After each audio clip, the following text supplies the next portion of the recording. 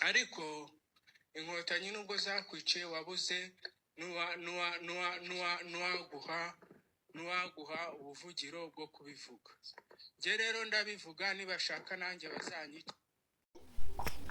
Ndahiro Valens Papi ku munsi wo kuwa kabiri nibwo yagiye gukora inkuru y'ubuvugizi bwa DC Clement. Barangije bamufunga kuwa kabiri, inkuru Papi yanga kuyirekura kubera ko uwitwa Anatoli yari yamugushije. Papi yahamagaye Godfather amuhereza amakuru, Godfather amakuru ayashyira hanze kuwa kabiri. Uwitwa Anatoli kuwa kabiri saa 7 z'ijoro yahise ava mu Rwanda ahita acomoka ajya mu Bushinwa. Valens Papi mu gitondo ahamagaye Anatoli, yumva Anatoli ntabwo akiri mu gihugu, yagize gute yagiye. Valens Papi ahita ashyira hanze inkuru kano kanya iri kubangamira ubutabera bwa DC Clement, kubera yuko ikubiyemo ibyaha byinshi. Kubera iki ibyo bintu uwitwa Ndahiro Valens Papi yatinyutse kubikorera DC Clement, ndetse n'ubu bakanahindukira bakavuga yuko uwo muntu ari ikigarasha. Tuze gucikwa n'iki kiganiro. Nabonye uwitwa Valens Papi ku munsi w'ejo yafashe ku murizo w'imbwa ngo ni Magashi, ariko nge Magashi ndaza kumukura imikaka. Ibyo bintu byanyu mwigize mu byuka, sinzi niba u Rwanda mwarusize urwa baso cyangwa urwa banyoko. Magashi ndagukura imikaka ku buryo n'undi munsi buri muntu wese ari buze kubona isomo mu ibi bintu. Birababaje biteye agahinda kubona abantu bamaze imyaka 33 bibuka jenoside, barwanya ingengabitekerezo, na n'uyu munsi hakaba hari abantu bazamani bakareba umuntu kuri kamera ngo dore tubizuru wantera hamwe. Intera hamwe nibaso, intera hamwe nibanyoko. Ibyo ngibyo mubanze kwanza munabyumve neza. Izo ntonde zanyu mwitwa mukora, izo ntonde zanyu mwitwa mukora, ubundi ni bande bazibatuma, ariko ntabwo babura, kuko n'ubundi abakorerwa izo menace zikorwa buri munsi, ariko ntabwo tujya tubona reaction umuntu yatawe muri yombi akurikiranweho ingengabitekerezo ya jenoside. Ntabwo kugira ngo ribe ijye gufata umuntu ingengabitekerezo bisaba ko umuntu yatanze ikirego. Izo ngengabitekerezo zirakorwa buri munsi, ariko se kubera iki abazikora mutabafata? Uretse kubona mubonaga kuri kamera abantu iyo bumvise baravuga bati Magashi ashobora kuba afite icyapfa na Papi. Ubundi hari aho mwahuriye, hari icyo mwavuye, byagenze Papi nta hantu muzi kuva mbayeho, namubonye mu itangazamakuru kuriya, ariko nanone ugasanga jewe ntabwo ushobora kuyufata umwanya ngo nicare nje kureba BTN. Ahubwo jewe izo nkuru zose agenda akora zigenda zigaruka ziciye jewe mu bigarasha mu bantu bacanganyikiwe bataye umutwe. Intera hamwe ziri hanze n'ibigarasha nibo ngenda mbona ziriya nkuru za BTN zigenda zigaruka. Uhagarare hamwe tukubaze, abanyamakuru babaye benshi. Ikindi nakubaza, twabonye mu minsi ishize Ndahiro Valens Papi atangaza ko cyangwa se yishinganisha kuri nyakubahwa CDS. Abatazi zira CDS ni chef d'état major w'igisirikare cy'u Rwanda, Fande General Mubaraka Muganga, aravuga ati bishinganisha kuri CDS. Ayo n'amagambo yavugiye kuri Papi Impaya kuri chano yiwe. Ubundi kugira ngo yishinganishe kwa CDS nyakubahwa Scovia nawe ati Mutesi nk'umuyobozi wa RMC aravuga ati Magashi ntajya aregwa, ati nzi umuntu urenze umwe wareze Magashi muri ribu, ariko ribu nigeze itumiza Magashi. Waba uri gatiki, uri umuntu umeze ute muri iki gihugu udashobora gutumizwa na ribu? Ibaze nawe icyo kikwereka rero nyine abanyamakuru bataraba umwuga. Kubera icyo ataraba umwuga kandi harabanga kuvuga ngo mu Rwanda hari umuturage, sibyo, udashobora kubazwa na ribu. Ndi umuturage nk'abandi, ahubwo kubya bintu byo kuvuga ngo agiye kwishinganisha nyuma yaho amaze kuvuga ko ndi intoragura amayogi, yishinganisha kwa general gute kandi ndi intoragura amayogi. Ibi ngibi byose rero nibyo navuga byo gupfobya umuntu, byo guharabika umuntu, byo gukora inkuru zibogamye zo gutukana nk'ibi byose yakoreye hangaha, yakoreye umukire. Ubu ngubu wenda iyo uyu munsi tuba tutaraje hano ku rukiko ngo tuze kureba, nanjye ntabwo nari kuba ndi hano mfashe iyi mikoro murimo mumbaza ibintu nk'ibi ngibi, ariko ahubwo mwe mumbaze ni gute wabashije guhishurirwa inkuru Papi agenda akora. Sibyo, jewe rero ntacyo ndicyo, ndi umuturage usanzwe. Impamvu iyo ribi itankurikirana nuko bareba muri ibyo byaha bindikwaho bagasanga nta mpamvu yabo, kuko nanjye nakabaye nisanga hano. Eminyawe basi Maga twaje mu rubanza rwa Papi aharegwa ibyaha bibiri, harimo gutangaza inkuru y'ibihuha ndetse no kuba no gutukanira mu ruhame.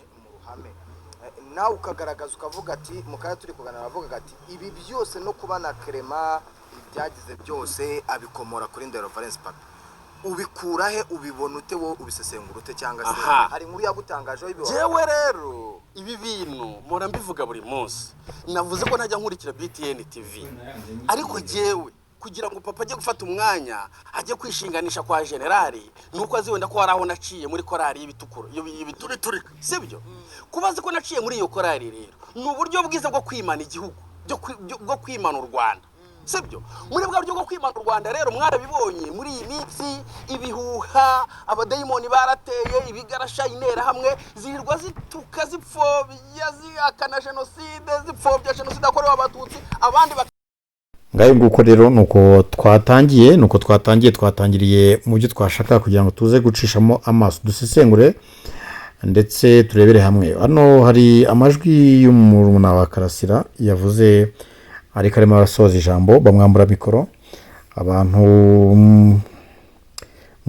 Abantu babifasha uburyo butandukanye, bamwe mu baba hanze y'igihugu cyane cyane bavuga ko barwanya ubutegetsi bwa FPR, bakavuga yuko rwose uriya mugabo ngo arafite misiyo yo kumuroga, niyo bamushinze kugira ngo amucecekeshe. Ibyo simbizi nibivugwa. Hanyuma rero n'abari mu gihugu nabo utanavuze, ariko urebye n'icyo umuntu yasesengura cyangwa munaganiriye gatoya ku ruhande rwa mikoro, akubwira ati nibyo kuko yagombaga, yari afite agahinda, ashobora kuvuga ibintu bitari ngombwa cyane hariya, ntacyo yagomba kuba gishyashya, ariko none icyo gihe cyiza cyo kuvuga ibintu bishobora kuba byazana undi mwuka utari mwiza. Nibyo rero bibona uko byagenze.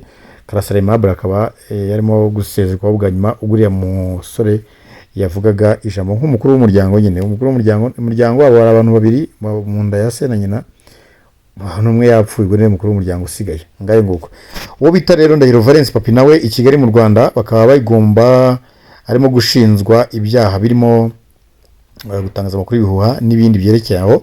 Njye narabwiye ngo numva umunyamakuru cyangwa umuntu wese ukoresha umunwa yagiye mu rukiko kuvuga ko atangaza amakuru y'ibihuha, kwiza ibiki, kwangisha abaturage ubutegetsi buriho, ibyaha nk'ibyo n'ujya ukiburamo ujya uvuga uti ubwo nuko ni gakeya cyane. Rero uyu nguyu akunze gukora inkuru z'ubuvugizi. Impamvu ku ifoto urimo kubonaho we na Magashi n'abashyizeho ntago bajya imbizi. Magashi aritereka akamuharasinga nk'urwego, akamwita ikigarasha, akagira gute, akamwita ibintu byinshi nk'ibyo ngibyo. Hanyuma ajya kumva rero na Papi nawe ari gusubiranya kwabayeho ubwo Magashi yavuga ku inkuru zuriya musore DC Clement bamufata bamufunga, avuga ati uriya ni ikigarasha, akora n'ibigarasha, sinzi mu bya FDLR, ibintu nk'ibyo ngibyo. Papi nawe ati ngiye ndishingana kabisa, uyu mugabo yari n'umusirikare wasanga yavanyemo n'imbunda akazanyirasira, mbaye nishinganye. Ariko rero mbere ko tujya kuri iyo nkuru, Papi uyu nguyu nawe sinzi niba yumva igihugu cyamo bibiri, niba yumva igihugu cyamo ibihugu 10, ntago mbizi ko uko areba, ariko amaso nayo ashobora kuba atamuha neza. Mu minsi yashize, impamvu mvuze gutyo, uwo bita Bosco Empire, uyu nguyu namushyizeho, wita Bosco Empire niko yita nyine, ugendeye kuri platform ziwe, yaravuze ko yamuhamagaye amubwira ati wavuye mu Rwanda ko bamaze gutanga ikirego muri RIB bakurega. Ati kandi nabimubwiye kenshi, ndamwihanangiriza, nabwiye ati ibintu byo kwihagura uvugira abaturage ntabwo bizaguhira, ushaka wacomoka ukajya gushakira ubuzima ahandi nk'uko n'abandi bose bagiye. Ushobora kuba yamugiraga inama nk'uko nawe yatsimbuye akigira mu Bugande. Hanyuma rero uyu munsi byamaze kugenda bibastinga, agomba kuburana. Yaburanye mu rukiko rw'ibanze rwa Nyarugenge, umushinjacyaha musabira imyaka 5 muri gereza, ariko biranagoye yuko urakira cyaha yagitsinda. We rero mu kwisobanura akavuga ati, cyangwa se nk'uko numvishe mu majwi yavuga, avuga ati njyewe ndi umunyamakuru wemewe. Mbere yuko ngira gucyajya mu rukiko kigomba kubanza kwa RMC bakagisuzuma nimba ari cyo kunengerwa muri RMC nkakinengerwamo, ntago ibibazo byo gukora inkuru wende bogamye byiruka nkajya mu rukiko. Ariko ibyo nibyo yibwira, kuko umunyamakuru nubwo afite iyo privilege iri muted, ntago ikora. Umunyamakuru ni umuntu nk'abandi, ahubwo ashobora kwisanga no munsi y'abandi baturage, kuko inkuru ukora uhita ubuvugizi. Leta yo ibifite abantu bashinzwe kwivugira, niko yivuga, n'abayivugira ifite abantu bashinzwe kwivugira, ku rwego rw'umurenge umuturage ashobora kujya ku kagari agatanga ikibazo cye bakamufasha. Wowe rero kubyinjira muri iyo dosiye niyo bishaka, ceceka ukora izindi nkuru, niba utazibona ubwo ngubwo urahindura ujye wikora ibyo wumva bishobora kuguteza ibibazo. Ni kuri Miko Official rero, ntabwo dushobora kwemera yuko wenda twagira uruhande dufata. Icyo tukubwira nuko gusa tugukunda kandi ubuhorane natwe. Ciao ciao, mugire ibihe byiza.